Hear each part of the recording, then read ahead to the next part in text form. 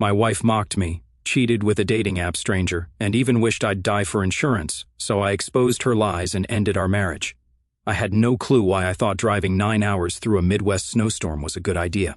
Maybe I was still clinging to the storybook version of my life, the one I believed in when Abigail and I first got married. 7 years is a long time. People change. I changed. She changed more. The roads were half ice, half misery, and the sky spat white flakes so thick I couldn't see the headlights in front of me. But I kept going, mile after mile. Pull over, cancel the surprise? No, I was determined, stupidly determined, to show up on my wife's birthday weekend, gift in hand, as if we were still a normal couple. She'd gone to her sister Mia's place in another state for a spa day with friends.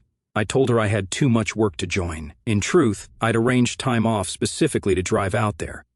Hotel reservation booked, a fancy dinner lined up, and that damn cake from her favorite bakery. The birthday was going to be perfect, or so I thought.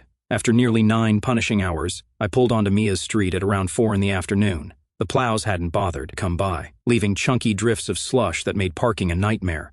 I ended up leaving my car a block away. The wind stabbed my face as I trudged through the snow, half hugging the bright pink cake box to keep it from getting wet. By the time I reached the front door, my jeans were soaked from the knees down. Happy birthday, honey, I thought, trying to conjure that warm feeling that used to come so easily. But before I could knock or announce myself, I heard familiar voices, Abigail and Mia laughing in the kitchen. He texted earlier, my wife was saying. Said something about being stuck at work, more like stuck in that stupid game of his. Yeah, Mia responded dryly. Noah loves those headphones more than real-life conversations. They both laughed. Not the gentle teasing I'd sometimes overhear, but a genuine, pointed mockery. My name came up again, and I froze, hand hovering over the doorknob. Abigail's tone turned conspiratorial. I don't even care if he's bored. I wanted the weekend to myself. That man's been driving me crazy. I swear, Mia, if I have to listen to him go on about the same 3 stories all night, like the time we got lost on that camping trip or that joke about the fast food worker, God, I might scream. Mia chuckled. At least he's not here ruining your big night. Roads are a disaster anyway. Abigail let out a snort. Oh, please, let him drive in the ice. He's the one who chose to stay behind, right? If he tried coming out in this weather, I'd roll my eyes and say, crash for all I care. She paused. Then the words that changed everything fell out of her mouth like poison. God, I hope he crashes. I could use the insurance. In the silence that followed, I thought maybe I'd imagined it. Who wishes that on their spouse? Then Mia's voice piped up, a hushed giggle in her throat. Or at least a few months of quiet. He's always in your ear, right? They laughed. Actual laughter at the idea of me, her husband, sliding off the road into a ditch or worse. My stomach twisted. The cake felt heavier than any object had a right to be. Without warning, Abigail's voice turned sly again. Speaking of which, I was messing around on my phone the other day, and I installed that new dating app, just to see what's out there. Oh my God, Mia, you won't believe the guy I matched with. Huge, tall, dark, and let's just say the man is gifted. I pressed closer, the back of my neck prickling with dread. A dating app? We were still married. Even if we'd been going through a rough patch, that's not something she ever brought up. My face burned with embarrassment and anger. Mia gasped. Get out! That's insane! Let me see! There was a rustling sound, like a phone being waved around. Abigail lowered her voice, but I still caught every word. I recorded him. Just a quick little snippet. Look at this. See how big he is? Way bigger than Noah's, And trust me, it felt better than any closeness I've had in years. They snickered together like a couple of middle schoolers showing off a contraband phone. My vision blurred. She was cheating, apparently bragging about it to her sister and mocking me in the most insulting way. I felt like I'd been stabbed in the chest. Mia let out a scandalized bark of laughter. Damn, girl, that's massive. So, is it official you're hooking up, or do you just want to keep it casual? Abigail giggled. For now, it's casual, but if Noah found out? Oh man, I bet it'd break him. He's got his uses, though, especially that life insurance. I keep telling myself if he tries to ruin my fun, maybe I should encourage him to drive in a snowstorm. Mia's reply was muffled, as though she'd turned away. You're bad. Let's just hope he stays away. You deserve this birthday. The conversation drifted to other things, but my ears were ringing so loud I hardly registered it. My wife was hooking up with some tall stranger, apparently with a giant Johnson, while I was out here risking my life to bring her a damn birthday cake, and she was literally hoping I'd crash my car for the insurance. An icy ache filled my entire body, part shock, part rage. My hands were trembling. The doorknob felt cold beneath my grip. I made a split-second decision. I'm going in there. Let them see me. Let them realize their cruelty. I pushed the door open. The old hinges squeaked. I stepped into the warmth of the house. The kitchen was just off the hallway. Abigail and Mia spun around, eyes going wide. That moment, seeing their faces, has been etched into my mind. Abigail's lips parted like a fish gulping air. "Noah," she whispered, color draining from her cheeks. Mia just stood there, phone in hand, a look of pure horror on her face. I said nothing. I couldn't speak. My throat was locked up with every raw emotion under the sun. I walked to the counter, placed the pink cake box down carefully, like it was some sacred offering. Then I turned and left. Abigail called my name. Mia said something like, "Wait, we can explain." But I was gone, out the door into the snow, heart hammering like a drum in my ears. I stumbled back to my car, hands numb. The phone started buzzing in my pocket, a rapid-fire barrage of calls from Abigail. I tossed my phone onto the passenger seat, started the engine, and let out a shuddering breath. The tears came, hot and furious, mixing with the cold dryness of the winter air. A swirl of confusion battered my mind. She cheated. She laughed. She wanted me dead. My first instinct was to check that my phone's recorder was off. I'd used a voice memo app earlier to note some last-minute gift ideas. A quick glance confirmed it had been left running the entire time. The display showed nearly an hour of audio, so the entire humiliating conversation, I had it without planning to. I just recorded my wife bragging about cheating and mocking my manhood. Maybe I should have deleted it, but something told me to keep it. Proof, or maybe just an anchor to remind myself I wasn't crazy. That night, I found a dingy motel that cost me $80. The room smelled like stale cigarettes and despair.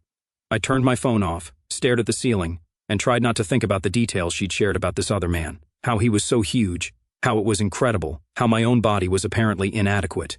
I tried not to replay her words about my life insurance. I tried, but it was impossible. The next morning, I turned my phone on. The barrage of missed calls and messages was overwhelming. I read none of them except for a text from my best friend Theodore. "Hey, something happened with Abigail. Can I crash at your place for a bit, Theo?" "Dude, of course. Doors unlocked, beers in the fridge." So I drove back another 9 hours, ironically surviving the same storm that she'd hoped would take me out. At home, I grabbed clothes, documents, anything vital. Her car was still missing, probably still at Mia's. Perfect. I left the ring on the dresser, not because I was certain it was over yet, but because the thought of wearing it made my stomach turn. Then I slipped out the door and made my way to Theo's place. That was 3 days ago. In that time, she's tried everything to contact me, voicemails from tearful to raging. "It was a joke," one message said. "You got it all wrong," said another. "I can't believe you'd do this to me on my birthday weekend," whined a third. Not once did she say, "I'm sorry for cheating." Not once did she own up to lying about me or belittling me behind my back. I changed all my passwords, banking, email, social media. Then I froze our joint credit cards, moved half the money out of our joint savings and told my boss I'd be working remotely for at least a week. If she wanted to talk about destroying our marriage, she could do it with a lawyer. Inside, I felt numb, but also weirdly awake. Everything was so crystal clear now. The woman I thought I knew had no problem sleeping with a random from a dating app and mocking me for sport.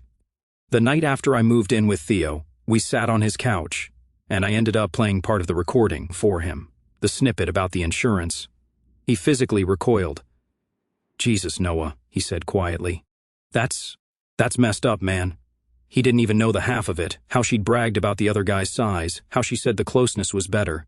Maybe my pride was too wounded to share those details.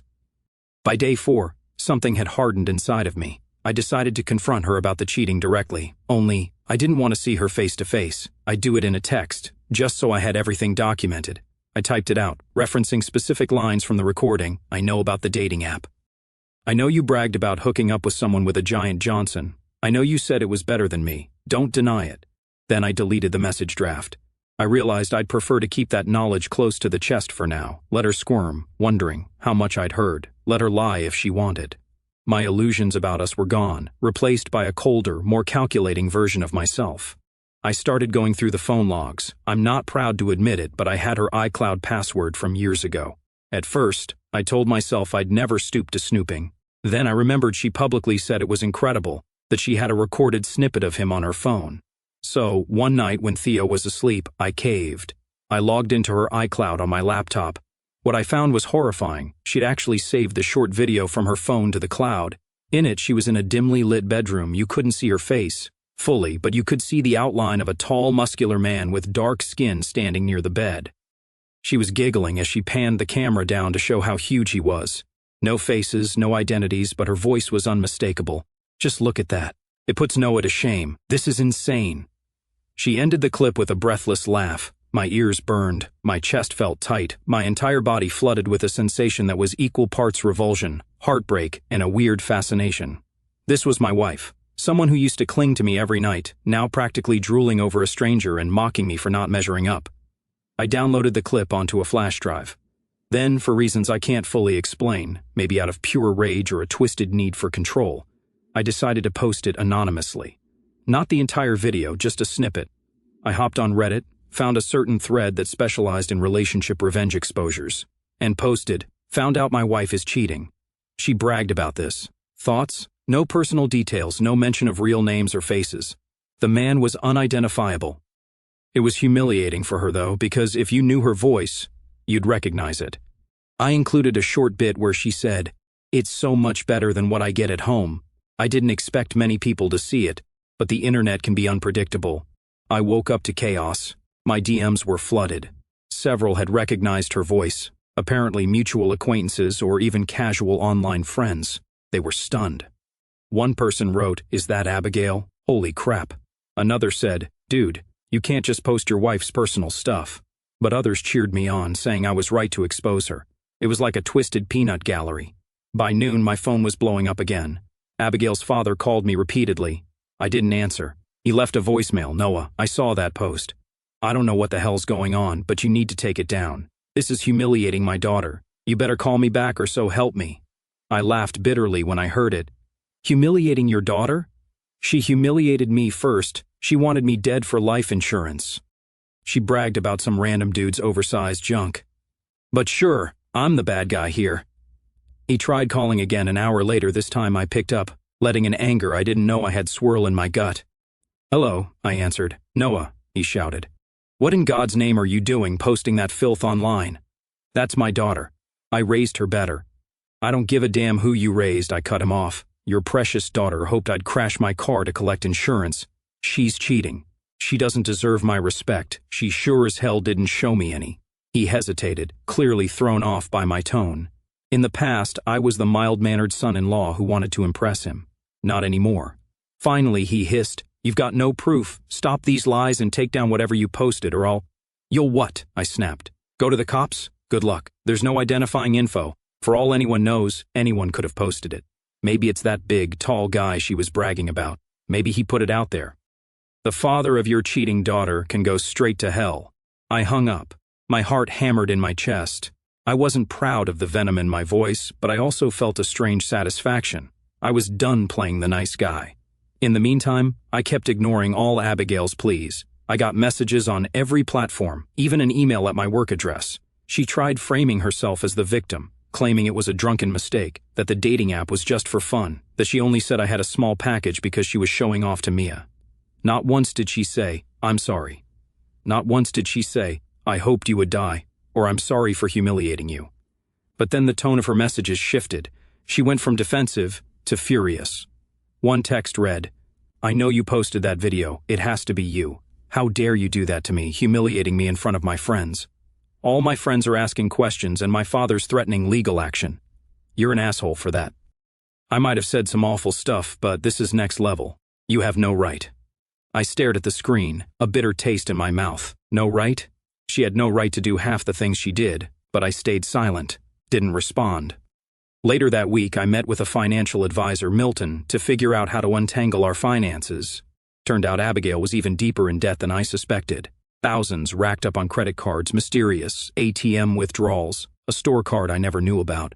Possibly she'd been funneling money to support her new fling or just fueling a shopping addiction. Who knows? "Are you planning on divorcing her?" Milton asked gently, scanning the bank statements. I shrugged. "I'm not sure. Part of me wants to just vanish, but the house is in both our names. Got to figure something out." Milton gave me a sympathetic look. "Well, let's at least freeze any further debt from hitting your name. She's proven she can't be trusted." I nodded. "Yeah, let's do that." By the second week of this fiasco, I'd effectively ghosted her. That was when Mia tried cornering me at the grocery store. I was standing by the frozen pizzas, mind racing over what brand Theo liked, when she walked up behind me. "Noah," she said quietly. I turned, saw Mia's anxious expression. She was in a puffy coat, basket in hand. "Mia," I acknowledged, my face tight. "Abigail's worried sick," she began. "She's at home falling apart. You can't just freeze her out. She told me everything about—" "You're telling me she didn't mean anything?" I cut in coldly. "She literally said I had a small dick, that she found a man on a dating app who's way better in bed, that she'd collect insurance if I crashed. That's not a misunderstanding, Mia. That's a betrayal." Her cheeks flushed. "Talk to her, okay? This is getting out of hand. People are gossiping. Her father already called me," I growled. "He can keep barking, and if you think that video humiliates her, tough. She earned it." I tossed the pizza back into the freezer. "You know what? I'm done shopping." I turned and left, ignoring Mia's call of wait. That was how I handled it now. Zero tolerance for their manipulations. 1 week later, everything escalated. Abigail discovered I changed the locks on our house. It wasn't purely out of malice. I just needed to protect my property. That same day, I was working remotely from Theo's dining table when the doorbell rang. Theo answered. Moments later, he came into the living room looking pale. "She's here," he muttered, crying, demanding to talk to you. My gut twisted.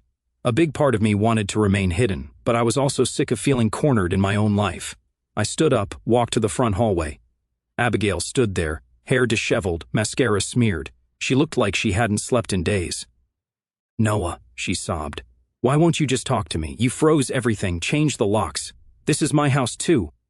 I crossed my arms. "I can, and I did. I pay half the mortgage. I have every right to protect it from you and your new boyfriend. Or is it multiple guys? I kind of lost track. Must be nice to be so busy." She glared, face wet with tears. "That's not fair, you bastard. We're married.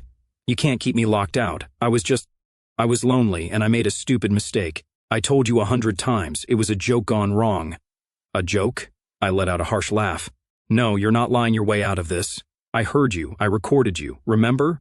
Or maybe you forgot about that giant Johnson you were bragging about to Mia." Her eyes widened. "You? I can't believe you spied on me. You can't believe it? You're the one who installed a dating app while married to me." She let out a frustrated shriek, then lunged forward, shoving at my chest. I staggered back a step. Instantly, Theo stepped in from the side, arms raised, but I motioned for him to let her be. She jabbed a finger in my face. "You're going to regret posting that clip. My father's talking to lawyers." That was private. I stared right back. "I regret nothing. Go ahead, sue me. We'll see how your precious father likes it when the rest of your shady business comes out. And we'll see how the big, tall guy feels about all of this." Her lip trembled. "Don't you dare drag him into this. He's not. That was just, we only hooked up once." "Then you shouldn't have bragged to your sister about how he's so much better in bed than me," I fired back. "You humiliated me in front of your entire family, and you wished I'd die for insurance money. Don't come crying to me about your so-called privacy now."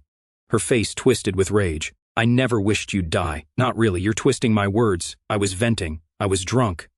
"God, Noah, you were so neglectful, always in your own world.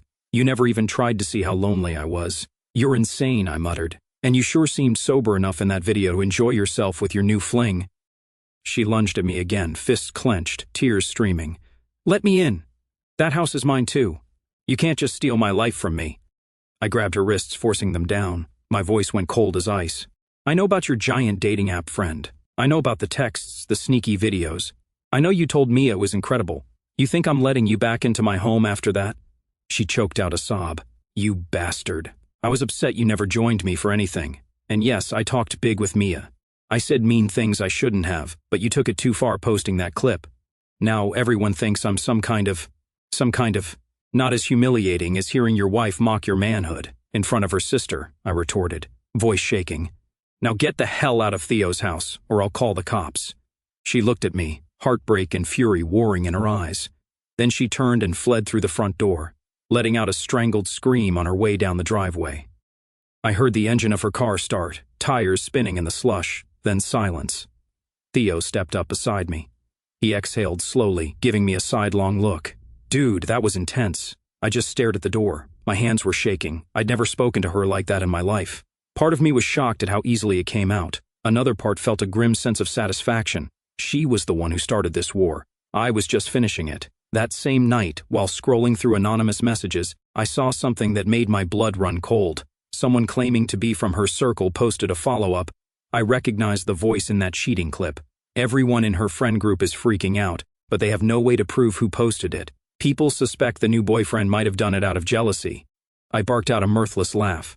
So, they think it might be the tall, dark guy? That's perfect. Let them chase their tails. Meanwhile, I kept reading comment after comment, either condemning me for posting personal footage or praising me for exposing a cheater. The internet was split, and I found myself strangely addicted to reading both sides. Meanwhile, text messages from unknown numbers trickled in, likely her friends or relatives hurling insults, but I ignored them. If I was going to be the villain in this story, so be it. I'd at least control my own narrative. By the third week, I'd made an appointment with a divorce lawyer, Curtis, recommended by a coworker. He was older, sharp-eyed, with a crisp business suit that screamed efficiency. "So, you have a prenuptial agreement?" he asked, scanning the forms I brought. I shook my head. No prenup. We got married young, didn't see a need." He nodded slowly. "That complicates things, but you can still push for a favorable settlement if you can prove infidelity or financial misconduct. However, posting that video, that might be seen as retaliation or harassment. Be prepared for that argument." I shrugged, swallowing a surge of guilt. I did it anonymously. She can't prove it was me. He leveled me with a knowing look. "Even if she suspects, that's not the same as proof. Legally, it's a gray area. Still, I'd tread carefully from here on out. Don't give her more ammo." Leaning back in the chair, I felt a stab of doubt. I'd turned into someone I hardly recognized, a man who'd post an intimate clip on Reddit just to shame his wife. Then I remembered her cackling voice. "It's so much bigger than Noah's. This is insane." The humiliation flooded back, and any remorse I felt shriveled up. "Okay," I said to Curtis, voice steady. "We move forward. I want to freeze her out of my finances as much as possible. She can figure out her own debts." He nodded. "We can arrange a legal separation first, in which you're not responsible for new debts, then see if you want to finalize the divorce." I signed some papers. We made a plan to serve her documents by the end of the month. Throughout all this, mutual friends started taking sides. Some sent me messages of support, telling me how vile it was that she wished me dead for insurance. Others lashed out, claiming I was humiliating her by airing our dirty laundry. Nobody was neutral. The tension in the social sphere was like a pressure cooker. One random friend of hers, Jill, wrote me a surprisingly candid note. "Noah, I know this is none of my business, but I'm sorry. Abigail's always had a mean streak. I didn't realize she'd stoop so low. I understand if you want to end things, but please don't let this break you. You deserve better." I read it twice. It felt weirdly validating to hear someone else acknowledge that Abigail had a cruel side. For so long, I'd chalked up her snarky remarks as a dark sense of humor. 4 weeks after that infamous night, the rumors spread that Abigail was in meltdown mode. I heard from acquaintances that she'd become paranoid, checking her phone constantly for leaked photos, convinced the tall guy might have more footage. Her father was apparently losing his mind, calling me a vindictive snake, but there was no proof that I personally posted anything. Meanwhile, the house we shared was half empty. She'd apparently gone back, found the locks changed, and had to break a window to get in. She left a tearful voicemail about how I was ruining her life. A small, petty part of me felt good about that. Then I reminded myself that I had once loved this woman, or at least the version of her I thought existed. But that was the old me. The new me was more interested in self-preservation. Around the 5th week, things changed. I started hearing from people that Abigail was turning over a new leaf. She supposedly started going to therapy, cut out her flashy partying, and apologized to some folks she'd wronged in the past. Mia wrote me a text. "She's not the same person, Noah. She's truly broken by all of this. I know you feel betrayed, but I hope you can find it in your heart to at least talk to her." She's been hosting these weekly accountability meetings, talking about finances and self-improvement. I rolled my eyes at first. Great. So she's picking up some new hobby. But a weird sense of curiosity gnawed at me. Was she genuinely changing or just trying to play the victim? I pushed it out of my mind. The lawyer was preparing the final separation papers, and I was mentally gearing up for the next steps. I'd let her scramble to fix her life if she wanted. My mind was made up, or so I thought. During the 6th week, on a random Tuesday, I swung by the old house to grab a few leftover tools from the garage. To my surprise, Abigail was there, wearing sweatpants and a hoodie, hair in a messy ponytail, looking more subdued than I'd ever seen her. She spotted me from the kitchen window and came to the back door. I squared my shoulders, preparing for a blow-up, but she approached quietly. "Take whatever you need," she said, voice trembling but controlled. "I'll stay out of your way." I gave a curt nod, found my toolbox, and rummaged through some boxes. She hovered near the door, twisting her fingers. "Noah." she ventured softly. I know you hate me right now, I get it, but I want to say I'm sorry for everything. The jokes, the cheating, the insurance comment. I was stupid and cruel, and for letting Mia encourage me to say messed up stuff. I kept my back turned. That's nice, doesn't erase what you did. A ragged breath escaped her. I know, but I'm working on it. I know you probably think I'm lying. If you wanted proof, I could show you some therapy logs, but that might just make things worse. I just needed to say it. I slowly turned to face her. She looked thinner, with dark circles under her eyes. She wasn't wearing any makeup or designer clothes. For a moment, I glimpsed the girl I fell in love with years ago, vulnerable, uncertain, trying to do the right thing. But then I remembered the video, her voice, "This is so much better than I get at home." My jaw tightened. All right, well, you've said it. I'm out of here. She swallowed. Noah, please. I won't push. Just, I've changed. Please believe that, even if you can't forgive me. I walked out of the garage without another word.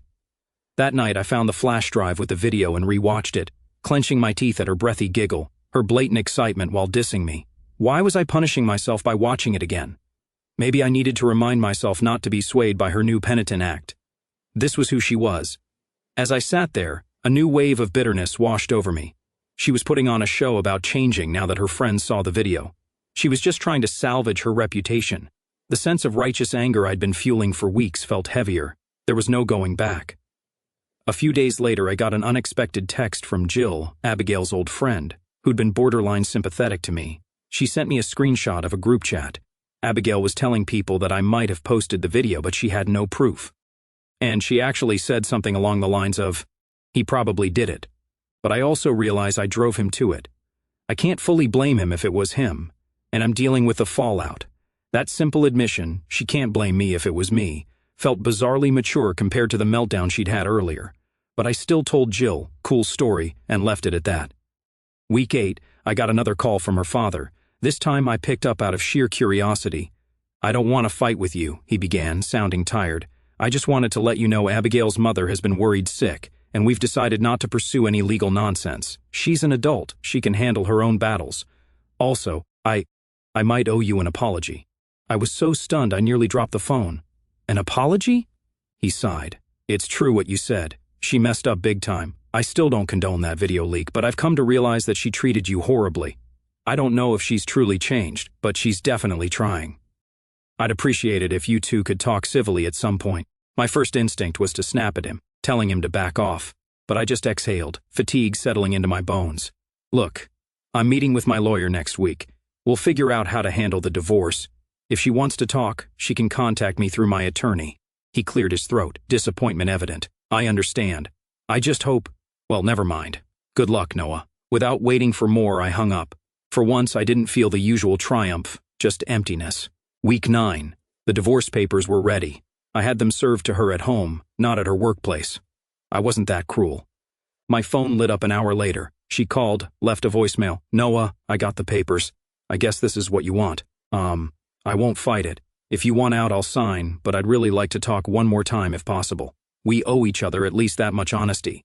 We agreed to meet at the house the next day. I arrived around lunchtime. She opened the door with a bitter look. No smile, no greeting. "You're proud of yourself," she snapped. "That video, my parents saw it, my CO workers, my friends." I walked inside, keeping calm. The place looked bare, boxes everywhere. The big TV was gone. Something was off. "You filmed yourself bragging about cheating," I said flatly. "I didn't tell you to show your sister." "You humiliated me," she shouted. "You've ruined everything. My job's hanging by a thread. I can't even go online without people messaging me disgusting things." I shrugged. "Now you know how I felt." She laughed, cold, bitter. "You act like you're some victim. You left, drained the accounts, and now you're playing the wounded saint." "You said you hoped I'd crash and die," I replied. "You joked about cashing in on my death." "That wasn't serious," she screamed. "God, you're so dramatic." "No, Abigail, you're just not used to consequences." She stepped closer. "You think you're better than me now?" "No. Just finally done pretending you're a good person." Something snapped in her face. "You ruined my fucking life," she screamed, and, without warning, grabbed a mug off the counter and hurled it at me. It missed by inches, shattering on the floor. "Get out," I said, reaching for my phone. She lunged, slapping at my arm. "Touch me again," I said, backing away, "and I'm calling the police." Her voice cracked. "You're going to call the cops on me? I'm done." I dialed. Yes, I'd like to report an assault. My wife just threw a mug at me and tried to hit me. Yes, I'm safe. She's still here. Her expression twisted as she backed away, eyes wide. She started crying, but the rage didn't leave her face. 15 minutes later, the police showed up. I met them at the door. She tried to explain it was a domestic dispute, but the shattered mug on the floor and the scratch on my arm said otherwise. They cuffed her gently and walked her out. She looked back once, eyes red. "You destroyed me," she whispered. "No," I said.